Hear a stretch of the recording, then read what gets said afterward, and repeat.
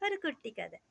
ஒரு கடல்ல ஒரு அழகான மீன் குடும்பம் வாழ்ந்துட்டு வந்துச்சாம். அந்த குடும்பத்துல ஒரு அழகான குட்டி மீன். அந்த குட்டி மீன் அவங்க அம்மா மீன் கிட்ட போயிட்டு, அம்மா அம்மா நம்ம உயிர் வாழ்றதுக்கு தண்ணி தான் முக்கியம்னு சொல்றாங்களே, அந்த தண்ணி எதுமா எங்க இருக்கு அப்படின்னு கேட்டுச்சாம். அம்மா மீன், தங்கமே நம்மளை சுத்தி இருக்கு பாரு, அதுதான் தண்ணி அப்படின்ச்சாம். இந்த குட்டி மீன் சுத்தி முத்தி பாக்குது, அது கண்ணுக்கு ஒண்ணுமே தெரியல. அம்மா, நான் எல்லா பக்கம் பார்த்துட்டேன், தண்ணியவே காணோமேம்மா, நீ எதை சொல்ற அப்படின்னு கேட்டுச்சான். பாருடா, நல்லா பாருடா, நம்மளை சுத்தி இருக்கிறதாண்டா தண்ணி அப்படின்னு சொல்லிச்சான். அப்புறம் அவங்க அப்பா மீன் கிட்ட போச்சான். அவங்க அப்பா மீன் கிட்டயும் போய் அதையவே கேட்டுச்சான். அப்பா, நம்ம உயிர் வாழ்றதுக்கு தண்ணி தான் வேணும்னு சொல்றாங்க, அந்த தண்ணி எங்கப்பா இருக்கு அப்படின்னு கேட்டுச்சான். அப்பா மீனும் அம்மா சொன்ன மாதிரியே நம்மளை சுத்தி தாண்டா இருக்கு, பாரு அப்படின்னு சொல்லிச்சான். அந்த மீனுக்கு ஐடென்டிஃபை பண்ணவே தெரியல. ரொம்ப சோகத்தோட இருக்கும்போது அந்த வழியா ஒரு சுறா மீன் போச்சான். அப்போ சுறா மீன் கிட்டயும் போய் இது கேக்குது. தண்ணி நம்ம உயிர் வாழ்றதுக்கெல்லாம் தண்ணி தான் முக்கியமாம்மா.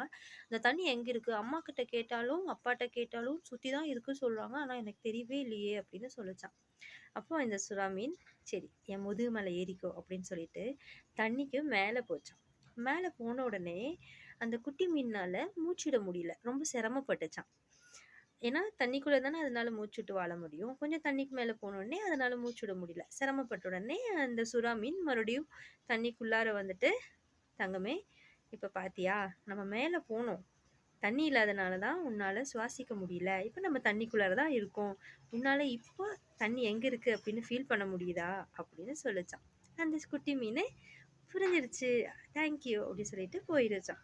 மோரல் ஆஃப் த ஸ்டோரி, நம்மள சுத்தி இருக்கிறது நம்ம கண்ணுக்கு தெரியறது இல்லைங்க. அது இருக்கிறப்போ நம்ம யூட்டிலைஸ் பண்ண மாட்டேங்கிறோம். இல்லாதப்போ அதை தேடுறோம். பல விஷயங்கள், பல உறவுகள் எல்லாமே அப்படிதான் நம்ம வாழ்க்கையில போயிட்டு இருக்கு.